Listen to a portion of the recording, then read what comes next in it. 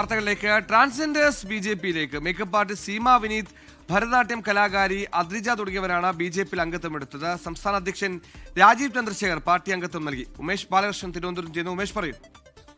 രാജീവ് ചന്ദ്രശേഖർ 15 പേർക്കാണ് ട്രാൻസ്ജെൻഡർ വിഭാഗത്തിൽ നിന്നുള്ള 15 പേർക്കാണ് ഇന്ന് പാർട്ടി അംഗത്വം നൽകിയത്. നേരത്തെ ട്രാൻസ്ജെൻഡറിൽ നിന്നുള്ള വിവിധ പേർ ബിജെപിയിൽ അംഗത്വം എടുത്തിരുന്നു, അത് അവന്തിക ഉൾപ്പെടെയുള്ളവർ. അതിനുശേഷമാണ് ഇന്ന് വാർത്താ സമ്മേളനം നടത്തിയാണ് 15 പേർക്കും ഇപ്പോൾ അംഗത്വം നൽകിയിരിക്കുന്നത്. സീമ വിനീത്, ഭരതനാട്യം കലാകാരി അദ്രിജ ഉൾപ്പെടെയുള്ളവരാണ് ഈ 15 പേർ. 15 പേർക്കും പാർട്ടി അംഗത്വം നേരിട്ട് രാജീവ് ചന്ദ്രശേഖർ നൽകി. എന്തായാലും ഇവർ നിയമസഭാ തെരഞ്ഞെടുപ്പിൽ ട്രാൻസ്ജെൻഡർ കമ്മിറ്റിയിൽ നിന്നുള്ള ഒരു സ്ഥാനാർത്ഥി ഉണ്ടാകുമോ എന്നുള്ള ചോദ്യത്തിന് കൃത്യമായ മറുപടി രാജീവ് ചന്ദ്രശേഖർ പറഞ്ഞില്ല.